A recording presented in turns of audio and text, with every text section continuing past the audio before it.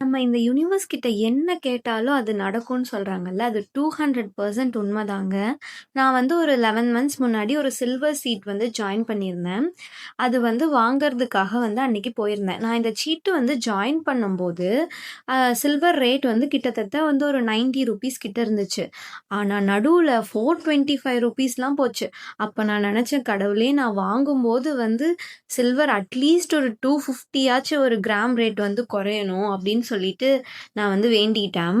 எக்ஸாக்ட்டா நான் வந்து அன்னைக்கு வாங்க போன அன்னைக்கு சில்வரோட ரேட் வந்து பெர் கிராம் வந்து ₹250. நான் வாங்கிட்டு வந்த மறுநாளே வந்து சில்வர் வந்து பயங்கரமா குறைஞ்சிருச்சு. கிட்டத்தட்ட ஒரு கிராமுக்கு வந்து ₹10 வந்து குறைஞ்சிருச்சு.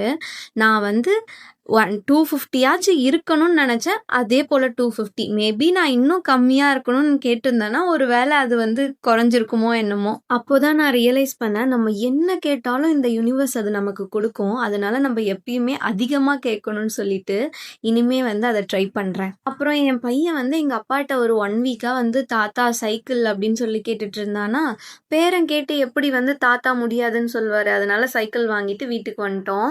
நம்ம பேரண்ட்ஸ்க்கு நம்ம மேல இருக்க பாசத்த விட, நம்ம குழந்தைங்க மேல இருக்க பாசம் இன்னுமே அதிகம் தான் சொல்லலாம். இத எத்தன பேர் வந்து அக்ரி பண்றீங்கன்னு கமெண்ட்ல சொல்லுங்க.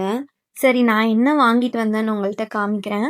ஒரு குத்து விளக்கு வாங்குனேன் சின்னதா. அப்புறம் ஒரு வேல் வாங்குனேன். நான் வந்து ஒரு மந்த்துக்கு 1000ன்னு சொல்லிட்டு கட்டிட்டு வந்தேன். எனக்கு வந்து 11 மந்த்ஸுக்கு வந்து 11,000 1 மந்த் எக்ஸ்ட்ரா அவங்க பே பண்ணி 12,000க்கு நீங்க திங்ஸ் எடுத்துக்கலாம் அப்படின்னு சொல்லி சொன்னாங்க. 77 கிராம் வந்து இருந்துச்சு நான் வாங்குன விளக்கு.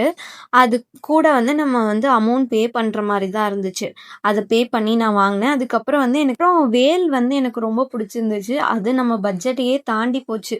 அதுக்கப்புறம் எங்க அப்பா என்ன சொன்னாரு, "உனக்கு புடிச்சிருந்தா எடுத்துக்கோ. நான் வந்து அதுக்கு பே பண்றேன்னு" சொல்லிட்டு வேல் எங்க அப்பா வாங்கி தந்தார்.